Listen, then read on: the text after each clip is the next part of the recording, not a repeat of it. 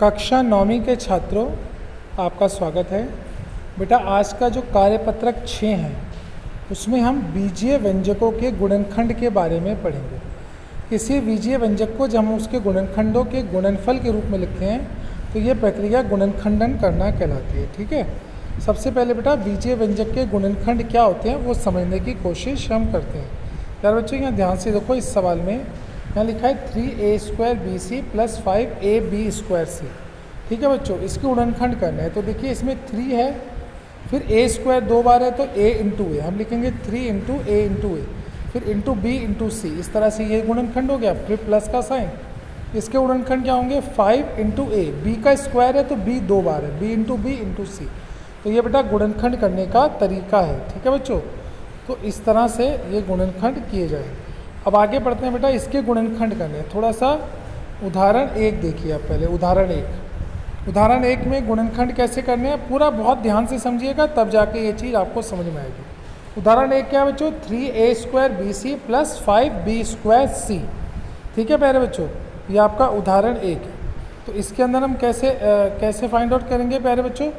इसमें सबसे पहले देखिए क्या है, इसमें a है, इसमें भी a है, इसमें b है, इसमें भी b है, इसमें c है, इसमें भी, तीनों में a b c है।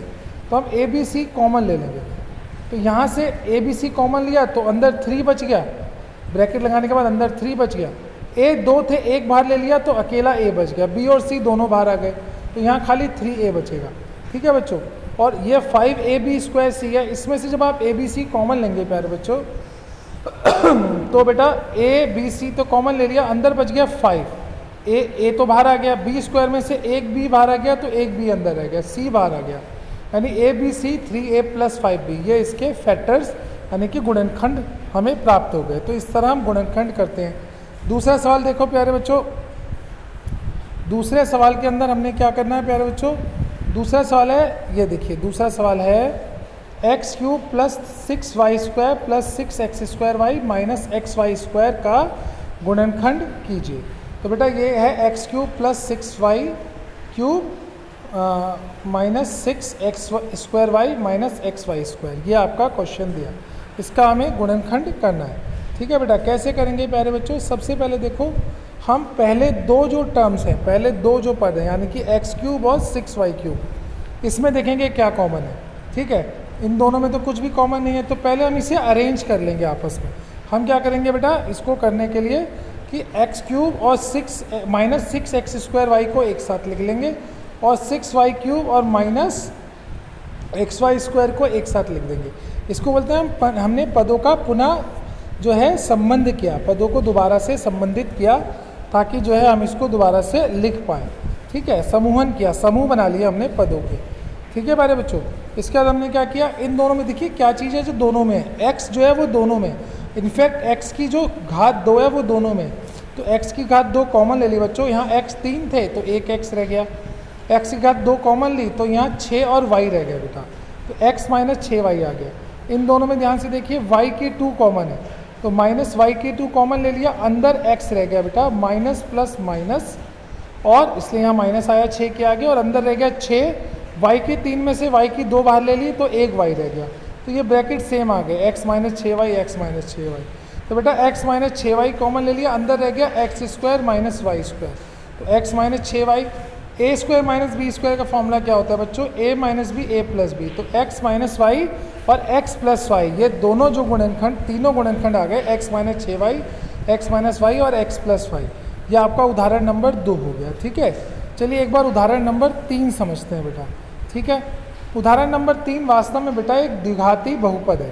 ठीक है, उसको ऐसे गुणनखंड हम कैसे करते हैं थोड़ा ध्यान से देखना बेटा।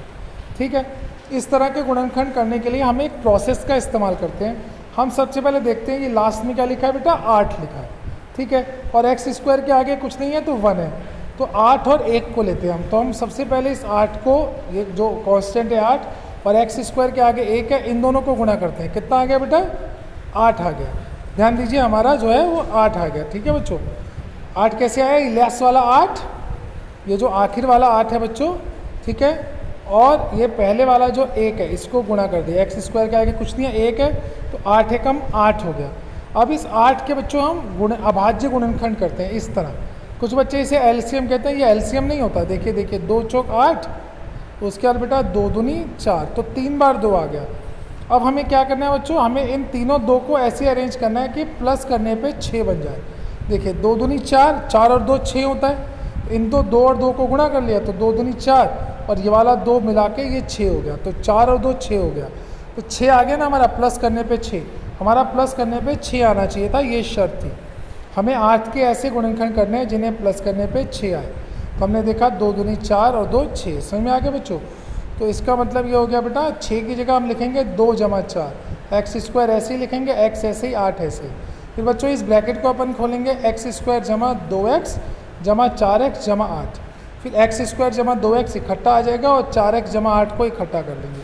फिर इन दोनों में से बच्चों कॉमन लेंगे, x इसमें भी x इसमें भी, तो x कॉमन लिया, 2x में से 1x बाहर आ गया, 1x रह गया, 2x में से x बाहर आ गया, 2 रह गया, इन दोनों में 4 कॉमन लिया तो x रह गया, 4 दूना 8 होता है तो यहाँ 2, x जमा 2 फिर से कॉमन ले लिया, x जमा 2 और x जमा 4, ये इसके गुणनखंड आ गए बेटा। ये बहुत इंपॉर्टेंट है सीखना, ठीक है। तो इसको सीखने का प्रयास कीजिए प्यारे बच्चों। एक उदाहरण 4 और मैं आपको करा रहा हूँ, ठीक है। उदाहरण 4 में बच्चों क्या करना है, ध्यान से देखिए। उदाहरण 4 में ये आपको दिया हुआ है, इसको आपको सरल करना है, ठीक है। सबसे ऊपर तो द्विघाती बहुपद है और नीचे जो है एक घाती बहुपद है ना, यानी कि रेखिक बहुपद है। तो यानी कि बच्चों इसको हम कैसे करेंगे, सबसे पहले ऊपर जो द्विघात है मैंने अभी सिखाया, ये 3 और एक्स स्क्वायर के आगे जो 1 लगा है उसे गुणा करेंगे। 3 गुणा 1 कितना हो गया बच्चों, 3 हो गया। अब 3 के ऐसे फैक्टर करेंगे जिन्हें जमा करने पे 4 आ जाए। हम जानते हैं 1 और 3 ही तो 4 होता है, या 3 और 1 4 होता है। तो 4 की जगह लिख देंगे 3 जमा 1, प्यारे बच्चों 4 की जगह लिख देंगे 3 जमा 1, तो क्या लिखा ना यहाँ। अब इसे खोलेंगे, एक्स स्क्वायर जमा 3x और जमा 1x जमा 3, 1x नहीं खाली x लिख सकते हैं 1x को इसलिए, ठीक है। और नीचे बेटा क्या है, नीचे 6x जमा 18 है, नीचे है 6x जमा 18, इसमें से 6 कॉमन ले लेंगे तो x जमा 6 × 18, x जमा 3 आ जाएगा, ठीक है बच्चों, ये भी हो गया। अब इन दोनों में कॉमन लेंगे, एक्स स्क्वायर और 3x में क्या कॉमन है, x, तो 2x थे, 1x अंदर रह गया, 3x में से x कॉमन लिया तो 3 रह गया। इन दोनों में कुछ भी कॉमन नहीं है तो 1 कॉमन करके x जमा 3 लिख देंगे। अब x जमा 3 कॉमन ले लेंगे बच्चों और x जमा 1 बच जाएगा। नीचे है 6x जमा 3, x जमा 3 से x जमा 3 कट जाएगा तो x जमा 1/6 आ जाएगा। तो बच्चों ये आपकी आज की वर्कशीट है।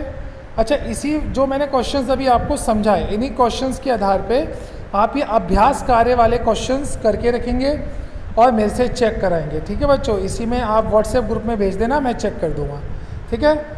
आप इस क्वेश्चंस को करके, सारे क्वेश्चंस को, अभ्यास कार्य वाले जितने भी ये क्वेश्चन हैं इन सबको आप बेटा कर लेना आराम से, और करने के बाद ये सारे क्वेश्चन जितने भी हैं इन सबको कर लेना, और करने के बाद प्यारे बच्चों फ़ोटो खींच के ग्रुप में शेयर कर देना तो मैं इनको चेक कर लूँगा।